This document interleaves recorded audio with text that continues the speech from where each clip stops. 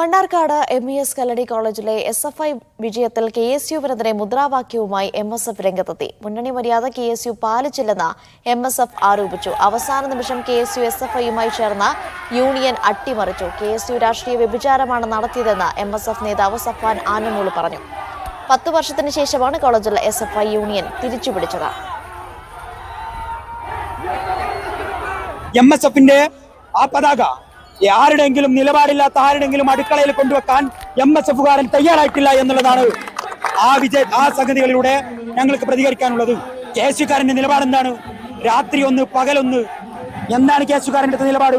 ആ കൃപേഷിനോടും ശരത്ലാലിനോടും ഷുഹൈബിനോടും സാമാന്യ മര്യാദയെങ്കിലും KSUക്കാരൻ കാണിക്കണമെന്ന് MSF പറയാൻ ആഗ്രഹിക്കുകയാണ്.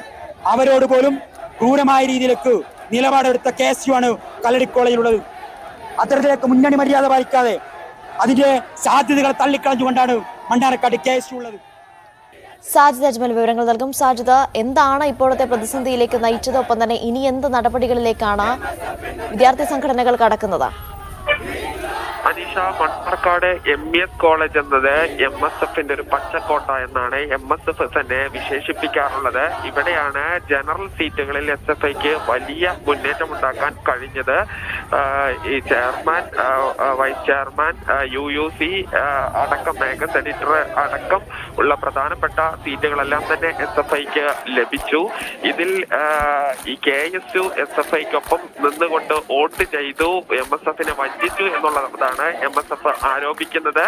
ഈ രാഷ്ട്രീയമായി മുന്നണി മര്യാദ പൂർണ്ണമായി ലംഘിക്കുകയാണ് KSU ചെയ്തത് എന്ന് MSF ആരോപിക്കുന്നു. അതോടൊപ്പം തന്നെ ഈ ഫ്രട്ടേണിറ്റി പ്രവർത്തകരുടെ വോട്ടുകൂടി SFIക്ക് ലഭിച്ചിട്ടുണ്ട് എന്നും MSF പറയുന്നു. എന്തായാലും 10 വർഷങ്ങൾക്ക് ശേഷമാണ് ഈ മണ്ണാർക്കാട് MES കോളേജിൽ SFI അധികാരത്തിൽ തിരിച്ചു വരുന്നത്. അനീഷ.